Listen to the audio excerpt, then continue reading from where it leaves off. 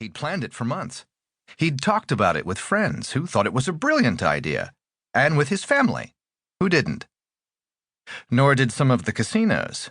They may well have been fearful of going down in Vegas folklore as the casino where one man bet everything and lost. The manager of the plaza certainly looked solemn as Ravel placed the chips on the table and asked him whether he was certain he wanted to go ahead. But nothing seemed likely to deter Ravel. Surrounded by a large gathering of onlookers, he waited anxiously as the croupier put the ball into the wheel. Then in one swift motion, he stepped forward and put all his chips down on red. He watched as the ball slowed, spiraled in, and bounced in and out of various pockets, and then came to rest in pocket number 7, red. In that moment, Ravel doubled his net worth to $270,600. The crowd cheered, and his friends hugged him, and his father ruefully declared him a naughty boy. Most people would probably take a harsher view of Ravel's actions that day. At best, ill-advised, certainly rash, and possibly insane. For surely even billionaires for whom such sums are loose change would not have punted the lot on one bet.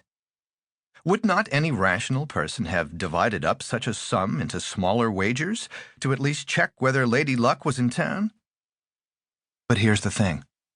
Having decided to do it, Ravel had done precisely the right thing. The laws of probability show that there is no surer way of doubling your net worth at a casino than to do what he did and bet everything on one spin of the wheel. Yes, the game is unfair. The odds in roulette are deliberately and legally tilted against you. Yes, there was a better than 50% chance of losing the lot. Yet, bizarre as it may seem, in such situations the best strategy is to bet boldly and big. Anything more timid cuts the chances of success. Ravel had proved this himself in the run-up to the big bet. Over the previous few days, he'd punted several $1,000s on bets in the casino and succeeded only in losing $1,000. His best hope of doubling his money lay in swapping common sense for the dictates of the laws of probability. So, should we all follow Ravel's example? Sell everything we own and head for the nearest casino? Of course not. There are much better, if more boring, ways of trying to double your money. Yet one thing's for certain. They'll all involve probability in one of its many guises, as chance, uncertainty, risk, or degree of belief. We all know there are few certainties in life except death and taxes. But few of us are comfortable in the presence of chance.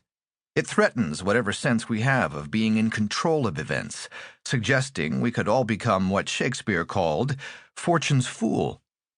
It has prompted many to believe in fickle gods and others to deny its primacy.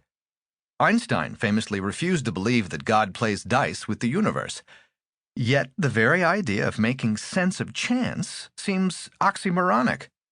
Surely randomness is, by definition, beyond understanding? Such logic may underpin one of the great mysteries of intellectual history. Why, despite its obvious usefulness, did a reliable theory of probability take so long to emerge?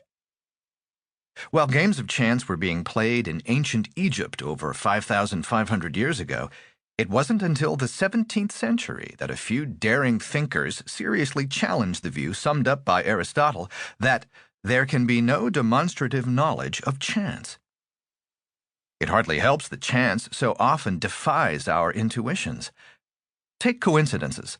Roughly speaking, what are the chances of a football match having two players with birthdays within a day of each other?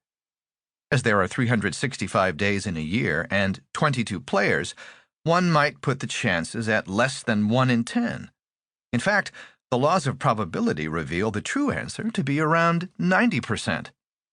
Don't believe it? Then check the birthdays of those playing in some football games and see for yourself. Even then, it is hard to avoid thinking something odd is going on.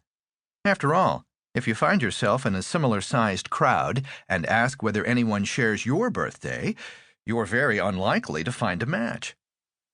Even simple problems about coin tosses and dice